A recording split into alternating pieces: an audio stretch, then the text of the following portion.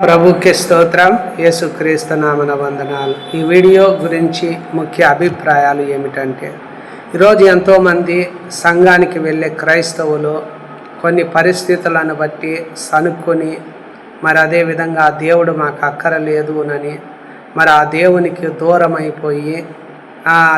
దూరం అయిపోయి జీవిస్తున్నటువంటి వాళ్ళు అనేకులు ఉన్నారు. అనగా తప్పిపోయినటువంటి వారు, కాపర్లేని గొర్రెలాగా విసిగి అనేక మంది క్రైస్తవులు చెదిరిపోయినటువంటి వారు, క్రీస్తుకు దూరం అయిపోయిన వారు, మాకు దేవుడు అక్కరలేదు అని నిషేధించి ఆ దేవుని విడిచిపెట్టేసి జీవిస్తున్న వారు అనేకులు ఉన్నారు. అలాంటి వారికి వీడియోను అందిస్తుండగా దయచేసి వీడియో స్క్రిప్ట్ చేయకుండా చివరి వరకు వినాలని, దీని గురించి మీ అభిప్రాయాలు కామెంట్లో తెలియచేయండి. వీడియో నచ్చినట్లయితే మాత్రం లైక్ చేయండి మరియు ఇతరులకు షేర్ చేయాలని ప్రభు పేరట కోరుకుంటున్నాను. ఇక రాయబడిన ఈ మాటలు ఏమిటంటే, ఒకప్పుడు సమస్తమైన సుంకరులు పాపులు ఆయన బోధ వినేదానికి ఆయన దగ్గరకు వచ్చేవారు.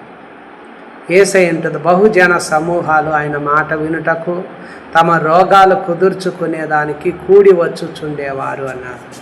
అప్పుడు పరిసయ్యులు శాస్త్రులు ఆ జన సమూహాల్లో ఉన్నారు. అది చూశారు. ఏం చూశారంటే, బహుజన సమస్తమైన సుంకరులు పాపులందరూ కూడా ఆయన దగ్గరకు వచ్చేది పరిసయ్యుల శాస్త్రులు చూసి ఏమంటున్నారంటే, ఇతడు పాపులను చేర్చుకొని వారితో కూడా భోజనం చేయుచున్నాడని చాలా సనుక్కున్నారు. ఈరోజు కొద్దిమంది క్రీస్తు నుండి వేరేపోవడానికి కారణం కూడా ఇది కూడా ఉండొచ్చు. ఇదేంది, చర్చికి అందరినీ వారు చేర్చుకుంటున్నారు, అందరితో కలిసి భోంచేస్తున్నారు, ఫలాని వాళ్ళు వీళ్ళు వాళ్ళని భేదాలు లేకుండా అందరితో కలిసిపోయినారని సనుక్కుంటూ ఏం చేస్తున్నారంటే, మాకు ఆ దేవుడు అక్కరలేదు అని దేవుని నుండి దూరం అయిపోయిన వారు కూడా అనేకులు ఉన్నారు. దయచేసి అలాంటి వారికి వీడియోను మీరు అందిస్తున్నా. దయచేసి మీరు స్క్రిప్ట్ చేయకుండా వినాలని ప్రభువు అలాంటి వారితో ఉపమాన రీతిగా చెప్తున్నాడు. ఏమిటంటే, మీలో ఏ మనిషికైనాను 100 గొర్రెలు కలిగి ఉండగా వాటిలో ఒకటి తప్పిపోయిన ఎడల అతడు 99 అడవిలో విడిచిపెట్టి తప్పిపోయినది దొరకు వరకు దాన్ని వెదక వెళ్ళడా? అది దొరికినప్పుడు సంతోషముతో దాన్ని తన భుజాల మీద వేసుకుని ఇంటికి వచ్చి తన స్నేహితులను పొరుగు వారిని పిలిచి, నాతో కూడా సంతోషించండి, తప్పిపోయిన నా గొర్రె దొరికినదని వారితో చెప్పును కదా అంటున్నాడు. ఇక్కడ యేసు 2 రకాల మనుషులు. ఏమిటంటే, ఓ మనిషికి 100 గొర్రెలు ఉన్నాయంట. 99 ఏం చేశాడంట, ఆ 100 గొర్రెల్లో ఒక గొర్రె తప్పిపోయింది. ఆ 99 ఏం చేశాడంటే అడవిలో విడిచిపెట్టేశాడు. ఎందుకు విడిచిపెట్టాడు అంటే, ఆ గొర్రె మారు మనసు అక్కరలేదని 99 మంది నీతిమంతులు అనుకున్నారు. ఈ 99 మంది మాకు మారు మనసు అక్కరలేదు అన్నప్పుడు వాటిని ఏం చేశాడంటే అడవిలో అంటే అవి విడవబడ్డాయి, తప్పిపోయినాయి, అది విడవబడ్డాయి, అడవిలో విడిచిపెట్టేశాడు. ఈ వీడియో చూసి అనేక మంది దేవుడు మాకు అక్కరలేదు అని విడవబడినటువంటి వాళ్ళు తిరిగి అడవి అనగా ఈ లోకంలోకి వెళ్ళిపోయినటువంటి వారు, దేవుణ్ణి విడిచిపెట్టినటువంటి వారు అనేకులు ఉన్నారు. దయచేసి మరియు వారిని ఉద్దేశించి ప్రభు ఏమంటున్నాడంటే, అలాంటి వారు మారు మనసు అక్కరలేదని 99 మంది నీతిమంతుల విషయమై కలుగు సంతోషము కంటే వారి విషయం బట్టి దేవుడు సంతోషించాడు.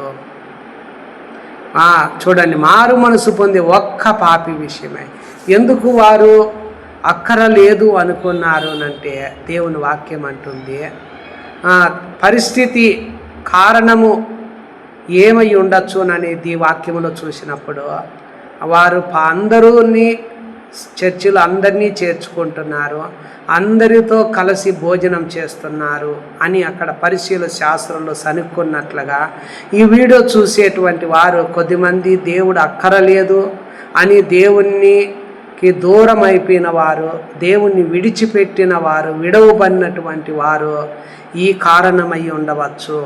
అది ఏమిటి అంటే, ఎందుకు వాళ్ళు ఆ విధంగా అంటున్నారంటే, మొదట ఆయన మాటలను వారు ఆ పరిస్థితులు బట్టి వాళ్ళు ఆయనను తృణీకరించడము, అభ్యంతరాలు, వారి పాదాలు, చేతులు, కళ్ళు దేవుని మందిరానికి వెళ్ళడానికి ఆటంకము చేయడము, మరియు దేవుని మాటలు అందరినీ చేర్చుకుంటూ అందరితో కలిసి భోజనం చేస్తూ ఉంటే ఆ మాటలను అవన్నీ చూసినటువంటి వాళ్ళు దేవుని మాటలను, అక్కడ సంఘాన్ని, అక్కడ ఉన్న సేవకులను అందరినీ వాళ్ళని చేర్చుకోలేకపోవడము, తమ్మును తాము హెచ్చించుకోవడము, ఈ విషయాల కారణం బట్టి వాళ్ళు ఏం చేస్తున్నారంటే అక్కడ దేవుడు మాకు అక్కరలేదు అని విడవబడ్డారు.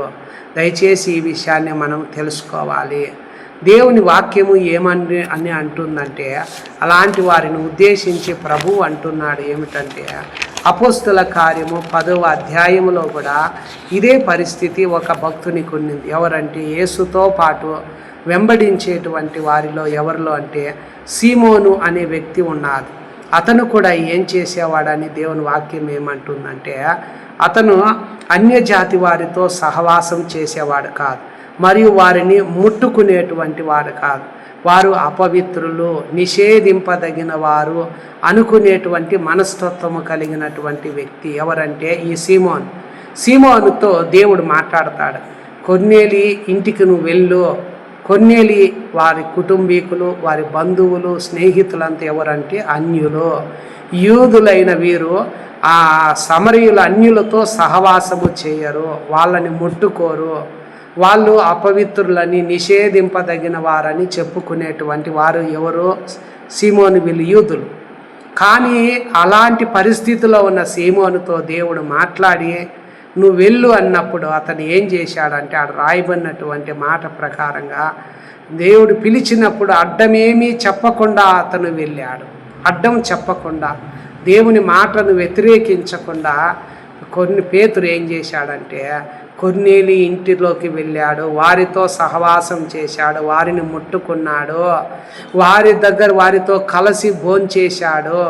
చూడండి, అందువల్లనే ఆ వ్యక్తి పేతురే ఏమంటున్నాడంటే, దేవుడు పక్షపాతి కాడని నిజంగా నేను గ్రహించి ఉన్నాను. ప్రతి జనములోనూ ఆయనకు భయపడి నీతిగా నడుచుకునే వారిని ఆయన అంగీకరిస్తాడు. యేసుక్రీస్తు అందరికీ ప్రభువు. ఆయన ద్వారా దేవుడు సమాధానకరమైన సువార్తను ప్రకటించి ఇశ్రాయేలీయులకు పంపిన వర్తమానాన్ని మీరు ఎరుగుదురు అంటున్నాడు. చూడండి, ఈరోజు కూడా అనేక మంది కూడా పేతురు లాంటి వారి ఇతరులతో సంఘములో అందరినీ చేర్చుకోవడము, అందరితో కలిసి భోంచేయడము, ఇది చూసి కొద్దిమంది సనుక్కుంటూ మాకు ఆ దేవుడు అక్కర్లేదు, ఆ మందిరం అక్కర్లేదు, మేము వాళ్ళతో సహవాసము చెయ్యము, వాళ్ళని ముట్టుకోము, వాళ్ళ అపవిత్రులు, నిషేధింపదగిన వాళ్ళని చెప్పుకునేవారు. సీమోను పేతురు కూడా అలాంటి స్థితిలో ఉన్న వ్యక్తి. దేవుడు అతనితో మాట్లాడిన తరువాత అతను ఏం చేశాడంటే అడ్డమేమీ చెప్పకుండా కొర్నేలి కుటుంబానికి వెళ్ళి ఆ కుటుంబంతో వెళ్ళి సువార్త వెళ్ళి ప్రకటిస్తున్నాడు. వాళ్ళతో సహవాసం చేశాడు, వాళ్ళని ముట్టుకున్న వాళ్ళ ఇంటిలో కలిసి అతను భోజనం చేశాడని రాయబడింది. అతను చెప్పే స్టేట్మెంట్ ఏమిటంటే దేవుడు పక్షపాతి కాడు, నీతిమంతుల మీద అనీతిమంతుల మీద, మరియు అదేవిధంగా మంచివారి మీద చెడ్డవారి మీద, అందరి మీద ఆయన సమానంగా వర్షము కుమ్మరిస్తాడు. సూర్యుని యొక్క వేడి కూడా అందరి మీద సమానంగా ఉంటుంది. అదేవిధంగా దేవునిలో పక్షపాతం అనేది ఉండదు. ప్రతి జనములో కూడా ఆయన అంటే భయపడి నీతిగా నడిచే వాళ్ళందరినీ ఆయన అంగీకరిస్తాడు. యేసుక్రీస్తు అందరికీ ప్రభువు. ఆయన ద్వారా దేవుడు అందరూ దేవునితో సమాధాన పడాలి, అందరినీ దేవుడు చేర్చుకోవాలి, అందరూ కలిసి ఉండాలనేది దేవుని యొక్క ఉద్దేశమై ఉన్నది. కావుననే కొర్నేలి కుటుంబానికి ఆ సువార్త ప్రకటించబడినప్పుడు ఆ కుటుంబీకులందరూ కూడా అది ఏం చేశారంటే ప్రభువును అంగీకరించారు. వాళ్ళందరూ ఆ సువార్త చెప్పిన తర్వాత ఆయన సజీవులకు మృతులకు న్యాయాధిపతి అనే విషయాన్ని వాళ్ళు గుర్తించారు. మరియు ఆయన యందు వారు విశ్వాసం ఉంచితే ఆయన నామం మూలంగా పాప క్షమాపణ జరుగుతుందనే విషయాన్ని తెలుసుకున్నారు. తర్వాత ఆ యేసును దేవుడు ప్రకటించాడు, పరిశుద్ధ పరిశుద్ధాత్మతో శక్తితో ఆయనను అభిషేకించాడు. ఆ యేసుకు దేవుడు తోడుగా ఉన్నాడు. ఆయన మేలు చేస్తూ అపవాది చేత పీడింపబడే వారందరినీ స్వస్థపరచడానికి వచ్చాడు. ఆయనకు మేమందరము సాక్షులము. మేము కన్నులారా ఆయన సిలువ వేయబడటం మేము కన్నులారా ఆయన రానున వేలాడదీసి చంపారు. ఆయనను దేవుడు 3వ దినాన లేపాడు. ఈ జరిగిన సంగతులన్నిటికీ మేము సాక్షులము అని పేతురు అక్కడ వెళ్ళి ఆ అన్యజనుల కొర్నేలి కుటుంబీకులు, బంధువులు, స్నేహితుల మధ్యలోకి వెళ్ళి సువార్తను ప్రకటిస్తున్నాడు. ఆ కొర్నేలి కుటుంబం ఎవరునంటే అతను తన ఇంటి వారితో దేవుని యందు భయము భక్తి కలిగిన వాడు, బహుధర్మము చేసేవాడు, ఎల్లప్పుడూ దేవునికి ప్రార్థన చేసేటువంటి వాడు. అతను దేవుని గురించి తెలుసుకోవాలని ఆశపడినప్పుడు దేవుడు అతని దగ్గర దేవదూతను పంపి మాట్లాడి, నీ ఇంటికి పేతురుని పిలిపించు, నీవు నీ ఇంటి వారందరూ ఏ మాటలు వింటే రక్షణ పొందుతారో ఆ మాటలు అతడు నీతో చెప్పుతాడన్నప్పుడు ఆ పేతురు ఆ ఇంటికి వెళ్ళి ఈ మాటలన్నీ ప్రచురించడం జరిగింది. దయచేసి ఈ వీడియో చూసే ఈరోజు పేతురు కూడా నీలాంటి పరిస్థితుల్లోనే, అంటే ఇతరులతో సహవాసం చేసేది, ముట్టుకునేది ధర్మం కాదని అనుకునే మనస్తత్వం కలిగిన వ్యక్తినే పేతురుతో దేవుడు మాట్లాడినప్పుడు అడ్డమేమి చెప్పకుండా వెళ్ళాడు.